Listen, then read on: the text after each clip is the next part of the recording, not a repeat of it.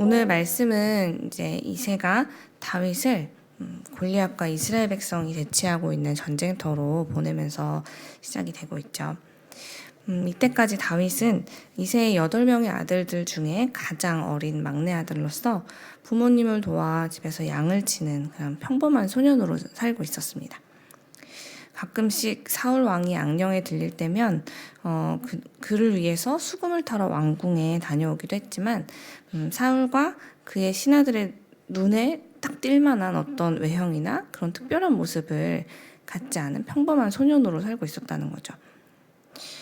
다윗의 아버지인 이새조차도 다윗이 기름 부음 받는 것을 보았음에도 그를 특별히 대우했다거나 다윗이 그간 다윗 자신도 자기가 그동안 해왔던 일들을 하찮게 여겨서 양치는 일을 이제 그만하겠습니다 라는 했다는 기록이 전혀 없고, 심지어 오늘 이제 아버지가 전쟁이 한창인 전쟁터에 다녀오라는 이야기를 했을 때도 다윗은 아버지, 이렇게 위험한 시기에 제가 거기에 갔다가 무슨 일이라도 닿으면 어쩌려고 그러세요? 라는 말을 하면서 저 기름 부음 받은 사람인 거 잊으셨어요?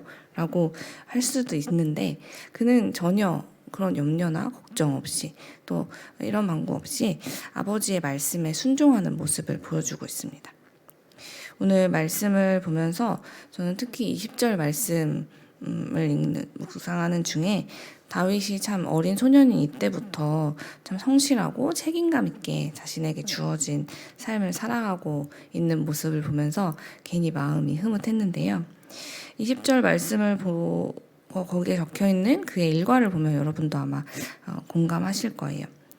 다윗은 이날 아버지의 심부름을 하게 되는 이날 어떤 일과를 보냈습니까? 그는 먼저 아버지의 심부름을 하기 위해서 아침 일찍 일어났습니다. 왜냐하면 자기가 자리를 비운 사이에 그간 그가 돌보던 양들이 혹여라도 방치되거나 위험에 빠지지 않도록 양을 지키는 자에게 양들을 맡기려면 다른 날보다 더 부지런히 움직여야만 했거든요. 아버지가 맡긴 이 일 때문에 오늘은 양들까지는 못 챙겨요 라고 둘러댈 수도 있지만 다윗은 그러지 않았습니다. 오히려 그는 더 일찍 일어나서 자신이 맡은 일, 자기가 해야 되는 일에 최선을 다했죠. 그리고 나서 이새가 명령한 일까지도 빠짐없이 행하는 모습을 보여주고 있는데요. 오늘 우리가 읽었던 20절에서 이새가 명령한 대로라고 굳이 기록한 이유도 그만큼 다윗이 아버지의 말씀에 귀를 기울이고 철저히 아버지의 말씀을 이행했다라는 그의 성격과 행동을 보여주는 대목인 겁니다. 다윗은 이렇게 어찌 보면 사람들의 눈에 평범하다 보이는 일들, 자신이 일상에서 늘 하던 일들 하나도 소홀히 여기는 법이 없는 참 책임감 있는 소년이었습니다. 하나님께서는 이렇게 자기에게 주어진 이 일상의 작은 일에도 충성하는 다윗을 기뻐하셨죠. 그래서 자기의 사랑하는 백성들을 다윗을 통해 구원하시려고 이 어린 소년을 골리앗의 앞으로 이끌기로 작정하셨던 겁니다. 한편 전쟁터 한복판에 서 있는 이스라엘의 왕 사울은 어떠한 모습으로 지내고 있었습니까? 그는 자신에게 맡겨진 직분, 그 왕이라는 직분을 망각하고 지내고 있었어요. 그는 이스라엘의 정말 왕으로서 겁에 질려 있는 군사들을 향해서 우리는 하나님의 백성입니다. 우리의 진정한 왕이신 우리 하나님께서 우리와 함께 계십니다. 라고 누구보다 앞서 말해야 되는 사람이었어요. 그 이야기를 다른 사람이 아닌 이 사울 왕이 해줘야 했지만 사울은 지금까지 어떤 모습으로 있었습니까? 군사들과 전혀 다름없이 커다란 두려움에 빠져서 골리앗이 어떤 말을 하든 나와서 그들을 모욕하고 있을 때에도 그저 가만히 있었죠. 그러다가 24절을 보면 우리는 어떤 사람을 통해서 사울 왕이 이런 말을 했대라는 이야기를 전해 들었는데요.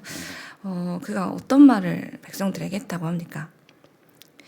사울이 이렇게 말했다고요. 골리앗을 죽이는 사람에게는 왕이 큰 재물을 내려서 그를 부하게 하고 자기의 딸과 결혼도 시키고 그 집안에는 모든 세금을 면제해 주겠다라는 약속을 했다라는 이야기를 우리는 어떤 사람의 입을 통해서 듣게 되죠. 하나님께서 세우셔서 하나님의 백성 이스라엘의 왕이 된 사울. 하지만 아이러니하게도 그는 나라가 이처럼 위태로운 상황에 처해 있음에도 불구하고 하나님의 도우심을 구하지 않는 왕으로 사울은 오늘 말씀에 등장하고 있습니다. 그가 왜 이런 삶을 살았을까?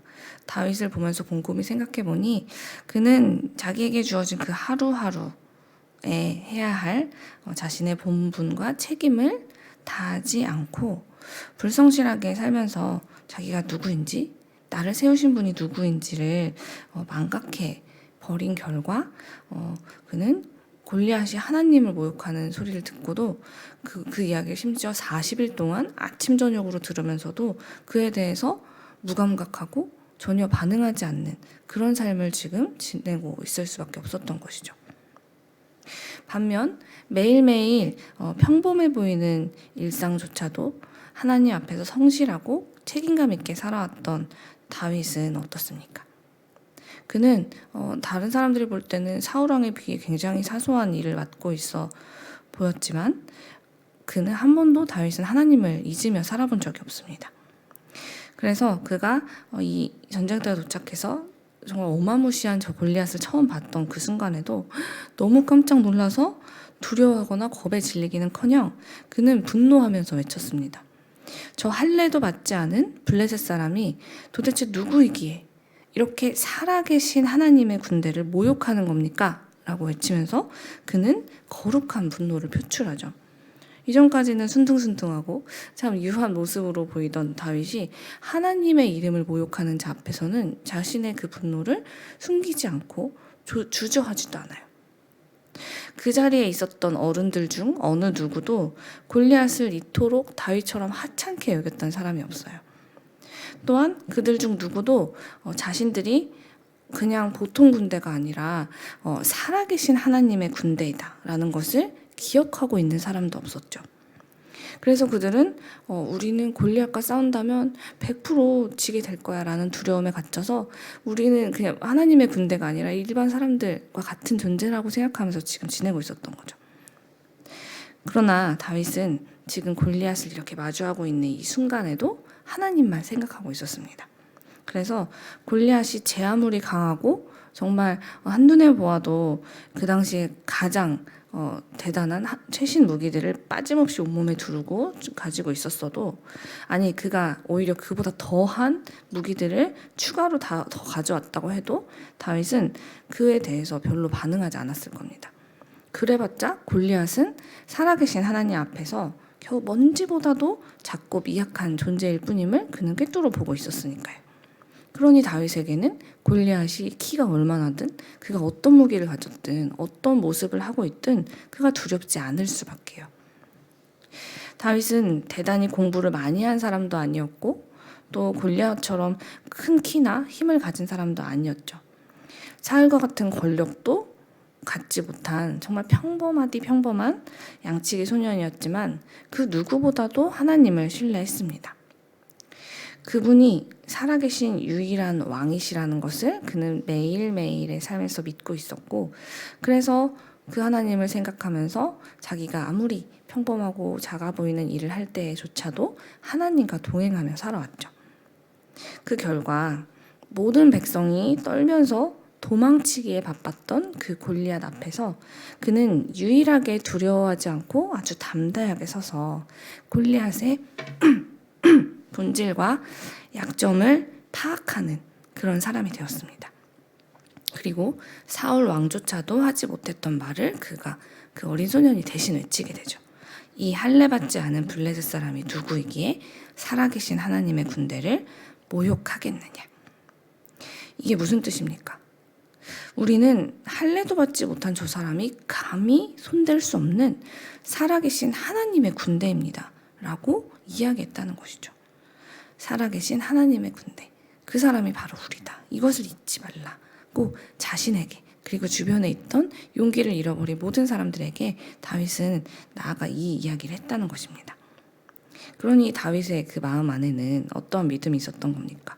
우리가 골리앗과 100번을 싸운다면 우리는 100번을 이길 것입니다. 라는 믿음. 우리는 골리앗이 저렇게 한 명이 아니라 골리앗 같은 사람이 100명, 1000명이 몰려온다고 해도 결국은 승리할 겁니다. 왜냐하면 우리는 살아계신 하나님의 군대이기 때문이죠. 라는 믿음이 그의 안에 있었다는 거죠.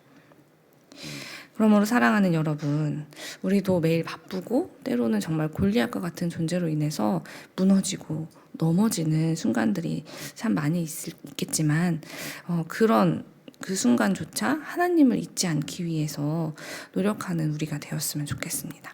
우리가 세상에 어떤 무기들을 갖지 못했어도 우리가 가졌던 것조차 다 놓쳐버리고 아무것도 내 손에 남아있지 않을지라도 하나님만 우리와 함께 계신다면 우리는 승리할 수 있기 때문입니다.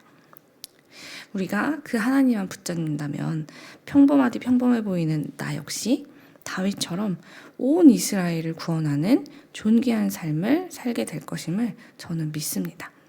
이 자리에 계신 우리 사랑하는 성도님들도 다윗과 같은 하나님 한 분을 바라보는 믿음, 그 하나님이 누구이신지를 잊지 않고 기억하는 믿음을 가지고 오늘 우리에게 주어진 이 평범해 보이는 삶, 하지만 결코 평범하지 않을 우리의 이 하루하루를 용기 있게 담대하게 살아내는 세상의 빛 이레교회가 되길 간절히 소망합니다.